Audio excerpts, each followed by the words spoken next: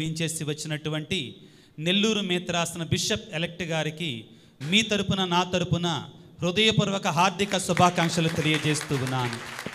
Hearty welcome my lord. Thank you so much for accepting hour invitation. మా ఉపదేశ మాస్టర్లు కూడా చాలా సంతోషంగా ఉన్నారు. ఏంటంటే బిషప్ గారు ఎలెక్ట్ కాగానే మా ఫాదర్ మా కోసం తీసుకొచ్చారు. ఇది చాలామంది అన్నారు నాతోటి. మరి ఈ సందర్భంగా మరి తండ్రి గారిని మనకి మరి క్రిస్మస్ పండగ గురించి, అదేవిధంగా ఉపదేశాల యొక్క ఆధ్యాత్మిక మరి పరిచర్య గురించి కూడా మనకి తండ్రి గారు మరి బోధించబోతున్నారు. ఆయన గొప్ప వక్త, దానికంటే ఎక్కువగా గొప్ప రచయిత. చాలా పుస్తకాలు రాశారు. 3 గ్రంథాలు ప్రసంగాల గురించి ABC సర్కిల్స్ కూడా రాశారు. చాలా పుస్తకాలు రాశారు వారు. అదేవిధంగా చాలా రచనలు రాస్తూ ఉంటారు. చాలా మేధావి. తండ్రి గారిని ఈ సందర్భంగా వారి యొక్క అమూల్యమైన సందేశాన్ని మనకు అందించవలసిందిగా ప్రేమతో ఆహ్వానిస్తున్నాను. ఏ విధంగా మన యొక్క హృదయాన్ని ప్రభువు కొరకు సిద్ధం చేయాలి. పశువుల కొట్టంలో ఆనాడు జన్మించాడు,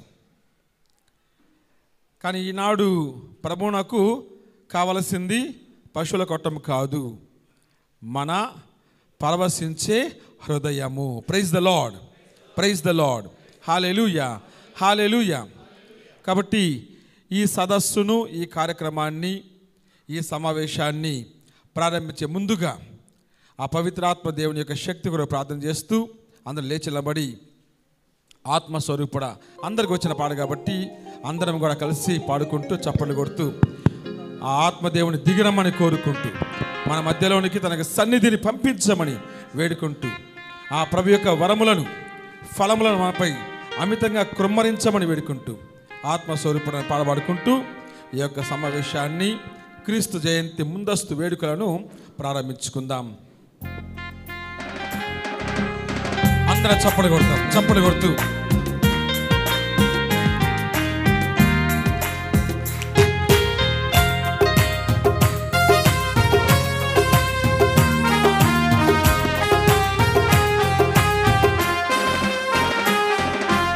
ఆత్మస్వరూపుడా నా యేసయ్యా, నీ ఆత్మతో నన్ను నింపుమా.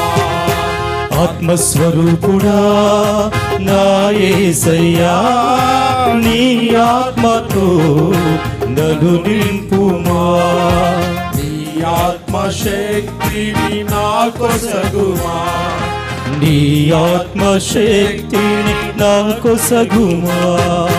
పరిశుద్ధాత్మ దేవుడా నీ శక్తితో నింపుమా. పరిశుద్ధాత్మ దేవుడా నీ అగ్నిని పంపుమా. పరిశుద్ధాత్మ దేవుడా నీ శక్తితో నింపుమా. పరిశుద్ధాత్మ దేవుడా నీ అగ్నిని పంపుమా. పరిశుద్ధాత్మ దేవుడా నా పెదవులు కాల్చుమా. పరిశుద్ధాత్మ దేవుడా నా పెదవులు కాల్చుమా. పరిశుద్ధాత్మ దేవుడా పరిశుద్ధత నీయుమా. పరిశుద్ధాత్మ దేవుడా పరిశుద్ధత నీయుమా. ఆత్మస్వరూపుడా నా యేసయ్యా, నీ ఆత్మతో నన్ను నింపుమా. ఆత్మస్వరూపుడా, ఆత్మస్వరూపుడా నా యేసయ్యా, నీ ఆత్మతో నన్ను నింపుమా. మండుచున్నా పొదలో అగ్నివై భక్తుడు మోషేతో మాట్లాడిన దేవా. మండుచున్న పొదలో అగ్నివై భక్తుడు మోషేతో మాట్లాడిన దేవా. నాతో మాట్లాడవా, నన్ను నడిపించవా. నాతో మాట్లాడవా, నన్ను నడిపించవా. పరిశుద్ధాత్మ దేవుడా నీ శక్తితో నింపుమా. పరిశుద్ధాత్మ దేవుడా నీ అగ్నిని పంపుమా. పరిశుద్ధాత్మ దేవుడా నీ శక్తితో నింపుమా.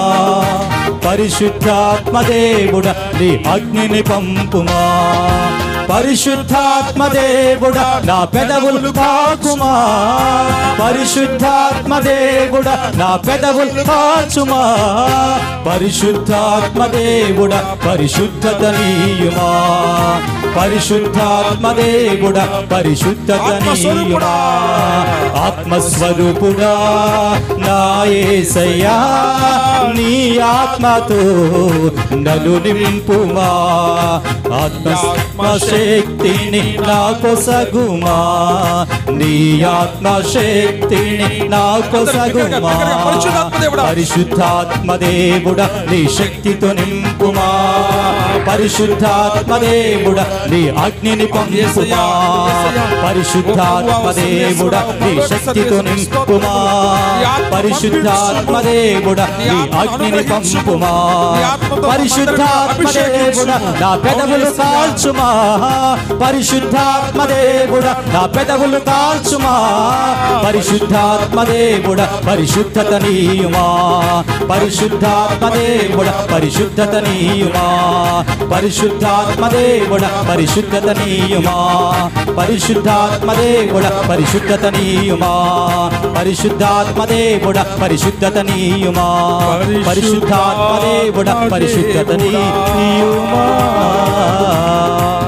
పరిశుద్ధత నీయుమా. Praise the Lord. Praise the Lord. Praise the Lord. Praise the Lord. Hallelujah. Hallelujah. Hallelujah. Hallelujah. Hallelujah. Hallelujah. ఈనాటి ఈ సమావేశంలో ఈ స్వార్థ పరిచారకుల గురించి 3 విషయాలు చెప్పాలని భావిస్తూ ఉన్నాను. మొదటిది స్వార్థ పరిచర్య.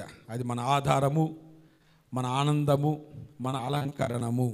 మనము స్వార్థ మీదనే మన మనసును కేంద్రీకరించి జీవిస్తూ ఉండాలి, మన జీవనాన్ని కొనసాగిస్తూ. మనకు వేరే బ్రతుకు తెరువు లేదు, మనకు వేరే ఆధారం లేదు, మనకు వేరే ఆకారం లేదు. కాబట్టి మొదటిది సువార్త పరిచారకులు, సువార్త ప్రబోధకులు.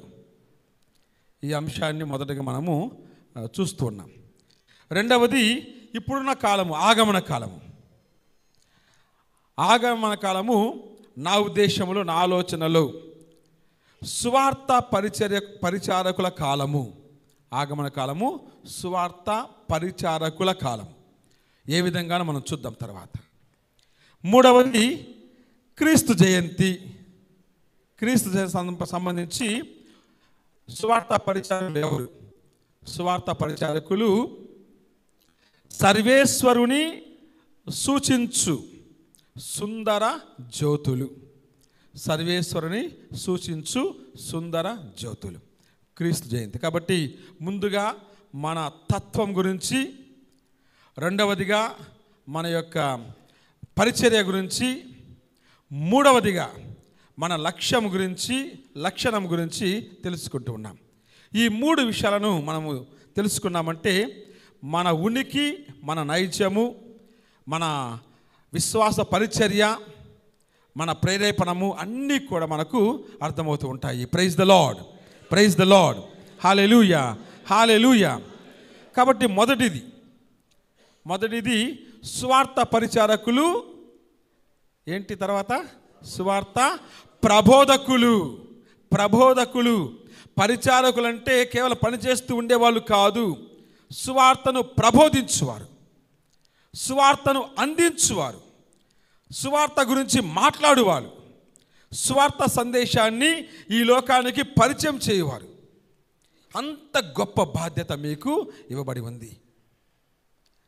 మరి సువార్త పరిచారకులుగా, సువార్త ప్రబోధకులుగా ఉండాలంటే ఏమి కావాలి? 5 విషయాలు కావాలి. అంటే సువార్తను అంటి పెట్టుకుని ఉండాలి. సువార్తను అంటి పెట్టుకుని ఉండాలి. మీ జీవితం అంతా ఆ బైబిల్ చుట్టూ తిరుగుతూ ఉండాలి. వేరే ఆలోచన ఉండకూడదు. కానీ ఎటువంటి సువార్తను అందించాలి? బైబిల్ ఉంటే సరిపోదు. బైబిల్లోని అంశాలను క్షుణ్ణంగా పరిశీలించాలి, వాటిలోని పరమార్థాన్ని గ్రహించాలి. లేకుంటే మనం కూడా పాస్టర్లు అయిపోతాం. చాలా జాగ్రత్తగా ఉండాలి. మన పాస్టర్లం కాదు. కొంతమంది నాకు తెలిసినటువంటి మా ఉపదేశులు నెల్లూరు మెత్రాసులు కొంతమంది పాస్టర్స్ అని పిలిపించడానికి తహతహలాడుతుంటారు.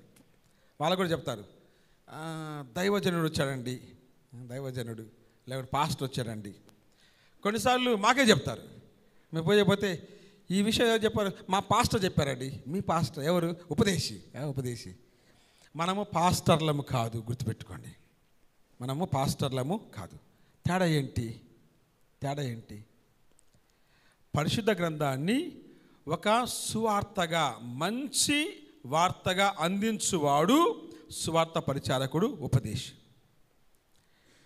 సువార్తను వారి స్వార్థం కోసము, స్వప్రయోజనం కోసము, బ్రతుకు తెరువు కోసము అటు ఇటు మలచి మార్చి ఒక నిజాన్ని తారుమారు చేసి ప్రజలకు ఉద్వేగాన్ని కలిగించడానికి గట్టిగా పలికి అరిచి చెప్పి ఆనందించువారు పాస్టర్లు. ఈ తేడా గమనించాలి. లేకుంటే మనం చాలాసార్లు, నేను కూడా కొన్నిసార్లు భయం వేస్తుంది, నేను పాస్టర్ అయిపోతున్నానేమో. ఎందుకంటే ఈ సువార్తగా చెప్పకుంటే నేను పాస్టర్నే. నాకు చాలా భయం వేస్తుంది అప్పుడు. అందుకొరకే ఒక మాట చెప్పాలంటే చాలా ఆలోచిస్తాను, ఒక వాక్యం చెప్పాలంటే చాలా విశ్లేషిస్తాను, ఒక సత్యం చెప్పాలంటే నేను లోపల ఎంతో పరిశీలిస్తాను, దాన్ని అన్వయించుకుంటాను, జీర్ణించుకుంటాను, నాలో కలుపుకుంటాను, నాలో నాటుకుంటాను. అప్పుడు నా జీవితానికి ఈ సువార్తకు మధ్య అనుసంధానం ఏర్పడుతుంది. అప్పుడు నాలో నుండి వచ్చి ప్రతి మాట దానికి ఆధారము ఈ పరిశుద్ధ గ్రంథమే. Praise the lord, praise the lord, hallelujah, hallelujah. కాబట్టి ముందుగా సువార్త పరిచారకులు, పాస్టర్లు ఒకటి కాదు. అటువంటి ఉద్దేశం ఉంటే మనం మానుకుందాం. ఎందుకంటే ప్రభువు నాకు కావాల్సింది సువార్తను వాళ్ళ ఇష్టానుసారంగా తర్జుమా చేసేవాళ్ళు కాదు.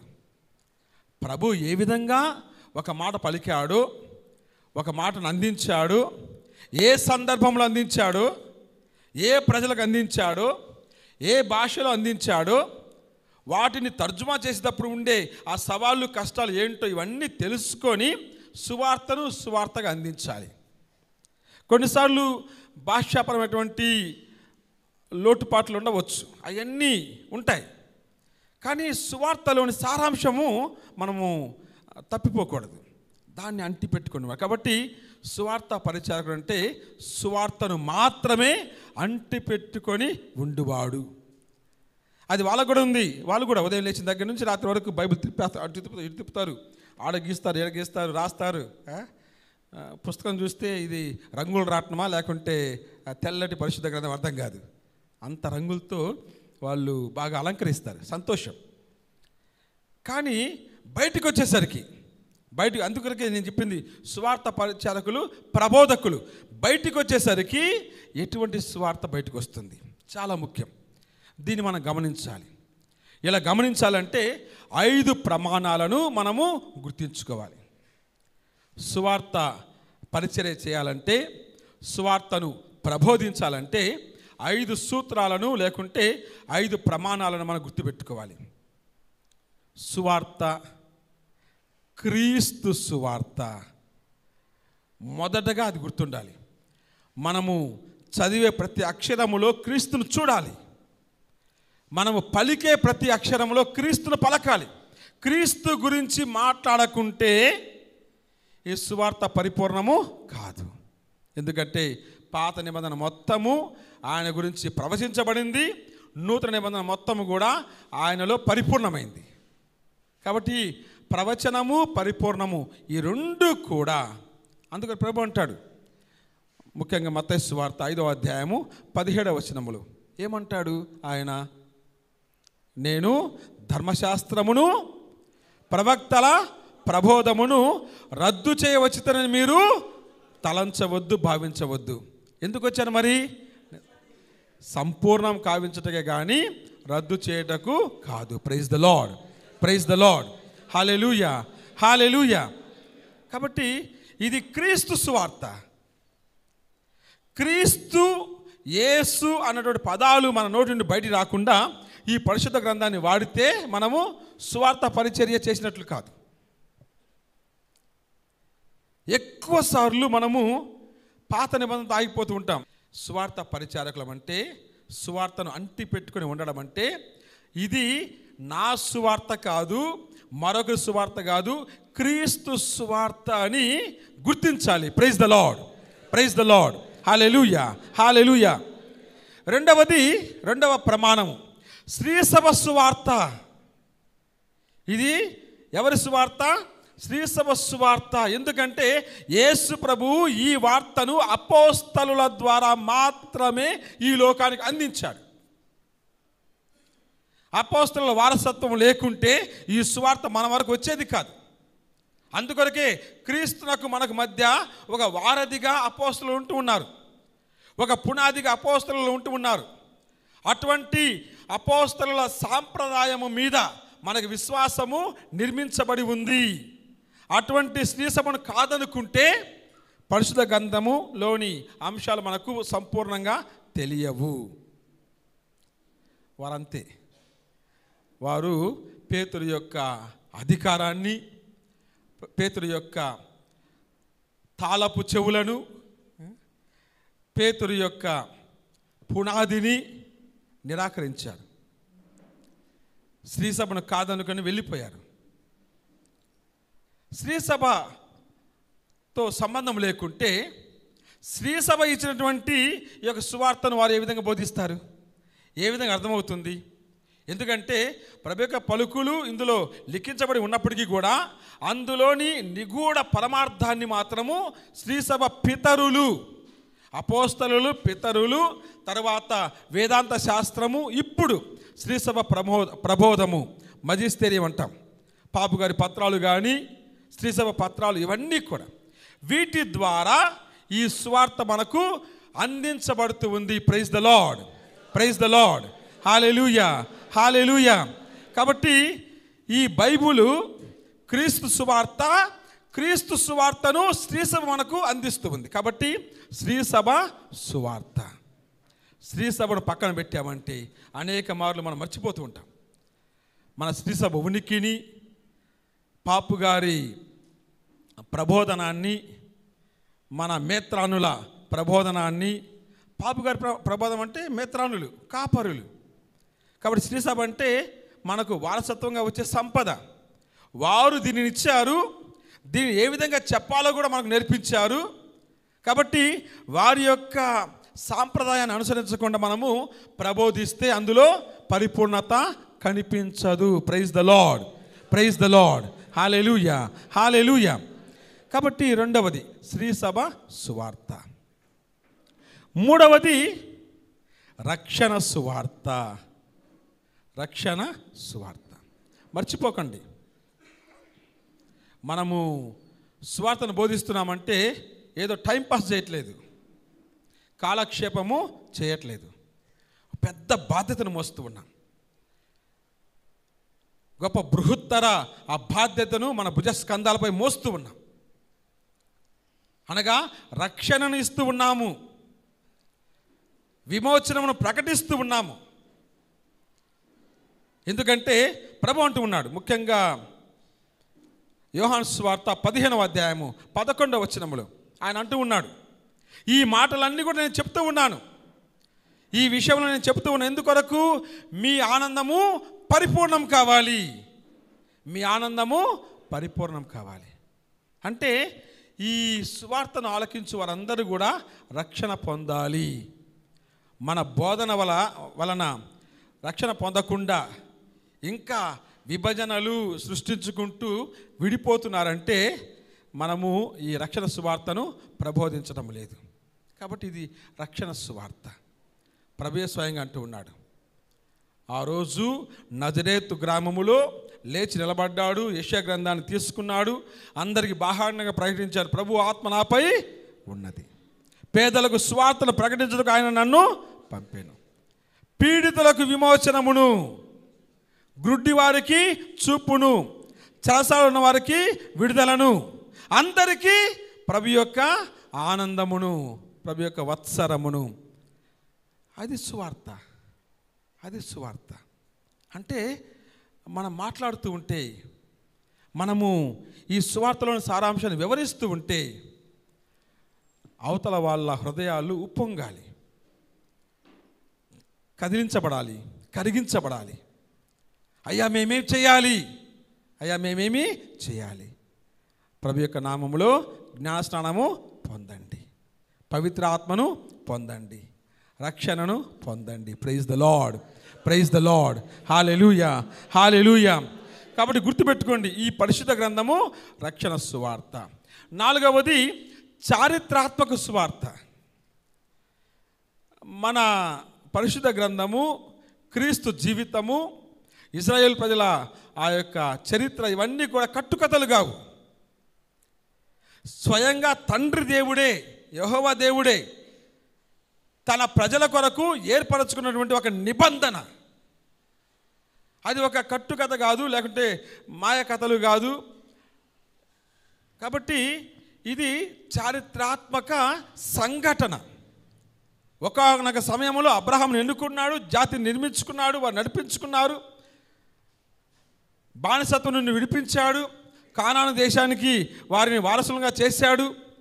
తర్వాత పాపం వలన ఆ బబిలోను బానిసత్వమును పొంది ఉంటే దాని నుండి కాపాడాడు. చివరికి వాగ్దానం చేశాడు, ఇటువంటి విమోచన కాదు, ఇటువంటి రక్షణ కాదు, శాశ్వత రక్షణ నా కుమారునిలో ఉంటుందని ప్రకటించాడు, ప్రబోధించాడు, వాగ్దానం చేశాడు. చివరకు కాలక్రమములో, కాలగర్భములో కాలమును రెండుగా చీలిస్తూ కాలాతీతుడు కాలగర్భములో జన్మించాడు. అది మనుష్యావతారం, అదే క్రీస్తు జయంతి. కాబట్టి చరిత్రలో పుట్టినటువంటి చరిత్రాతీతుడు అంటే ఆయన సమయానికి అతీతుడు, కాలానికి అతీతుడు, చరిత్రకు అతీతుడు. కానీ మన మధ్యలో ఆయన జన్మించాడు. కాబట్టి ఇది చరిత్ర. మనం ప్రబోధించాల్సింది కట్టుకథలను కాదు. చాలామంది మనము కథలు చెప్పి బతికేస్తూ ఉంటాం. ప్రసంగాలలో కథ లేకుంటే, ఫాదర్ మీ ప్రసంగం బాగాలేదు ఫాదర్, ఒక కథ చెప్పండి, పూజ తర్వాత భలే ఉంది ఫాదర్, బాగుందా, ఏం చెప్పాను, మీరు చెప్పిన కథ బాగుంది ఫాదర్. అంతవరకు 40 నిమిషాలు చెప్పినటువంటి సువార్త బాగుండదు, కానీ 5 నిమిషాల కథ బాగుంటుంది. కథలు కాదు, అసలు కథ ముందుంది, లోనుంది, ఎక్కడ బయట లేదు. ఈ కథ చెప్పుకుంటే చాలు. కాబట్టి ఇది చరిత్ర. చరిత్ర కొన్ని గ్రంథాల వలె చారిత్రాత్మక ఆనవాలు లేని గ్రంథము కాదు. మనది చరిత్రలో పుట్టింది, చరిత్రలో పుట్టిన వాణి సందేశము, చరిత్రను మారుస్తూ ప్రారంభించినటువంటి ఒక రక్షకుని గ్రంథము. ఎంత గొప్ప గ్రంథం అండి ఇది. అందుకొరకే దీనిని అంటి పెట్టుకుని ఉండాలి. మనం చెప్పే ప్రసంగాలలో కూడా, మనం చేసే ఉపదేశాలలో కూడా ఇది కనిపించాలి. చారిత్రాత్మక సంఘటనలను మనం వివరించాలి. అందుకొరకే ఆ కాలంలో ఏం జరిగింది, అప్పుడు ఎవరు రాజు, ఆ ప్రాంతానికి ఎవరు అధిపతి, ఇవన్నీ ఇందులో ఉన్నాయి. వెనక్కి వెళ్ళి చరిత్ర తిరగేస్తే వాళ్ళందరూ కనిపిస్తూ ఉంటారు. కాబట్టి ఇది కట్టుకథ కాదు, లేకుంటే ఊహాజనిత గ్రంథము కాదు. ఇది చారిత్రాత్మక గ్రంథము. Praise the lord, praise the lord. Hallelujah, hallelujah. ఈ 4 ఇంకొక ప్రమాణం ఉంది. ఇంకొక ప్రమాణం పరిపూర్ణ సువార్త. పరిపూర్ణం. ఒక మానసిక శాస్త్రవేత్త, సైకాలజిస్ట్, అతని దగ్గరికి ఒక వ్యక్తి వెళ్తాడు. నాకు రకరకాల ఆలోచనలు వస్తున్నాయి, రకరకాల ఆందోళనలు నన్ను ఇబ్బంది పెడుతూ ఉన్నాయి, శారీరకంగా బాగున్నాను, కానీ ఏదో పిచ్చి పిచ్చి ఆలోచనలు వస్తున్నాయి, ఏం చేయాలో అర్థం కావట్లేదు అంటే ఆ మానసిక నిపుణుడు ఒక వారం పాటు బాగా అతను పరిశీలించి చూశాడు. చివరికి ఏం అర్థం కాలేదు. అయ్యా, నీ మానసిక స్థితికి నా దగ్గర సమాధానం లేదు, కానీ ఒక సలహా ఇస్తాను, వెళ్ళి బైబుల్ చదువుకో, వెళ్ళి బైబుల్ చదువుకో. Praise the lord, praise the lord. Hallelujah, hallelujah. Bible చదువుకో. శారీరక రోగాలకు, మానసిక రుగ్మతలకు, సామాజిక భయాలకు, ఆధ్యాత్మిక లోపాలకు సమాధానము దొరుకుతుంది, వెళ్ళి బైబుల్ చదువుకో అంటాడు. మనకు ఏ కష్టం, అందుకొరకే మానవుని పరిపూర్ణ పరిపూర్ణ రక్షణకు ఇది. కాబట్టి మానవుణ్ణి ఏ విధంగా ప్రేమించాలి, ఏ విధంగా ఆదరించాలి, అతని సామాజిక ఆధ్యాత్మిక పురోగతికి ఏ విధంగా మనం సహాయపడాలి, ఇవన్నీ కూడా ఇందులో వ్రాయబడి ఉన్నాయి. అందుకొరకే పరిపూర్ణ గ్రంథము, పరిపూర్ణ సువార్త, మానవుని సమగ్ర విమోచనము కొరకై ఉపదేశించు గ్రంథము. కాబట్టి పరిపూర్ణ సువార్త. ఈ 5 ప్రమాణాలు మనము నిజంగా గుర్తుపెట్టుకుంటే మన సువార్తను అంటి పెట్టుకుని ఉంటాం. ఒకసారి ఒక చిన్న బాలుడు, పాఠశాలకు వెళ్ళే బాలుడు, మహా అంటే 8th క్లాస్ 9th క్లాస్ అబ్బాయి, వాళ్ళ తాత దగ్గరకు వస్తున్నాడు. వాళ్ళ తాత రోజు ఉదయాన్నే సాయంత్రం పూట లాన్లో కూర్చొని, వరండాలో కూర్చొని పరిశుద్ధ గ్రంథాన్ని చదివేవాడు. తనకు అర్థమయ్యేది కాదు. తాను కూడా తాతను అనుసరిస్తూ ఇంకొక బైబిల్ తీసి చదువుతుండేవాడు. ఇట్లా రోజు చదువుతుండేవాడు. తాత కూర్చుంటే తను కూడా కూర్చునేవాడు. అలా అనుసరిస్తూ చదివేవాడు. కొంతకాలం తర్వాత 6 నెలల తర్వాత ఆ అబ్బాయి తాత దగ్గరకు వచ్చాడు. తాత నువ్వు బాగా చదువుతున్నావు, నీకు అర్థమవుతుందో ఏం లేదు, కానీ నేను 6 నెలలుగా చదువుతున్నాను, నాకు ఒక్క ముక్క అర్థం కావట్లేదు, ఏమీ ఎక్కటం లేదు, ఇందులో ఏముందో తెలియడం లేదు, అక్షరాలు బాగున్నాయి, పదాలు బాగున్నాయి, అందులో పొందిక, అందులో పరమార్థము నాకు కనిపించడం లేదు, ఎందుకు పరిశుద్ధ గ్రంథం చదవాలి, వ్యర్థము కదా, సమయము వృధా కదా అని ప్రశ్నిస్తాడు. తనకున్నటువంటి యుక్త వయస్సు కానీ, తెలుసుకోవాలన్న కోరిక, వాంఛ కానీ వీటన్నిటి ద్వారా అడుగుతూ ఉన్నాడు. అప్పుడు తాతకి ఏం చెప్పాలో అర్థం కాలేదు. ఒక బొగ్గుల బుట్ట ఇస్తాడు. ఆ బొగ్గుల బుట్ట తీసుకున్నాడు. ఆ బొగ్గులని కింద పడి, సరే నీ వెళ్ళి పక్కనే నది ఉంది కదా, ఈ నది కాదు, ఈ నదిలో మంచినీళ్ళు రావు, పక్కన నది ఉంది కదా, నీళ్లు తీసుకోండి అంటాడు. సరే తాత చెప్పాడు. కుర్రోడు పరిగెత్తాడు, బుట్ట పట్టుకొని నీళ్ళు ముంచుకొని తీసుకొస్తే నీళ్ళు మొత్తము కారిపోతాయి, బుట్టే కదా, నీళ్ళు నిలబడవు. వచ్చేసరికి మళ్ళీ బుట్టంత ఖాళీ అవుతుంది. తాత నీళ్ళన్నీ పోయాయి, మళ్ళీ వెళ్ళాలి, మళ్ళీ తీసుకొచ్చాడు. ఈసారి కొద్దిగా వేగంగా పరిగెత్తాడు, కొద్దిగా నీళ్ళు మిగులుతాయని. ఆయన నీళ్ళు మొత్తం కారిపోయాయి. తర్వాత తాత ఏంటి తాత, మళ్ళీ వెళ్ళు. ఆ వ్యక్తి ఓపికతో మళ్ళీ వెళ్ళాడు. ఆ అబ్బాయి వెళ్ళి ఆ బుట్ట నిండా నీళ్ళు తీసుకొని వచ్చాడు, కానీ కారిపోయాయి. ఇలా పలుమార్లు చేసిన తర్వాత ఆ అబ్బాయికి విసుగు వస్తుంది. ఏంటి తాత ఏం చెప్తున్నావు, ఎన్నిసార్లు తెచ్చినా ఆ నీళ్లు కారిపోతున్నాయి, కానీ ఇంతవరకు నేను మోసుకొని రాలేకపోతున్నాను, నాకు చేత కావడం లేదు అన్నప్పుడు ఆ తాత అంటాడు, సరే నీళ్ళు తాలేదు, సరే బుట్టను గమనించు అంటాడు. బుట్టను గమనించు. మొదట బుట్ట ఎలా ఉంది, మసిబట్టి నల్లగా ఉంది. ఇప్పుడు తెల్లగా, శుభ్రపరచబడి తెల్లగా ఉంది. కాబట్టి నీళ్ళు జారిపోవచ్చు, వాక్యాలు జారిపోవచ్చు, అర్థం కాకపోవచ్చు, కానీ అది అంతర్గత శుద్ధిని కలిగిస్తూ ఉంది. ప్రైజ్ ద లార్డ్, హల్లెలూయా. అంతర్గత శుద్ధిని, అంతరాత్మను శుద్ధి చేస్తూ ఉంది. అంటే మానసిక ఆలోచనను, శారీరక పెదవులను, ఆధ్యాత్మిక జీవితాన్ని, లౌకిక జీవితాన్ని పవిత్రపరుస్తూ ఉంది. ప్రైజ్ ద లార్డ్, హల్లెలూయా. కాబట్టి పరిశుద్ధ గ్రంథాన్ని అంటి పెట్టుకుని ఉండాలి.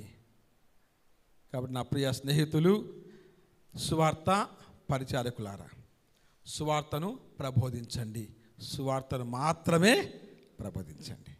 ఎందుకంటే అది క్రీస్తు సువార్త, శ్రీసభ సువార్త, రక్షణ సువార్త, చారిత్రాత్మక సువార్త, పరిపూర్ణ సువార్త.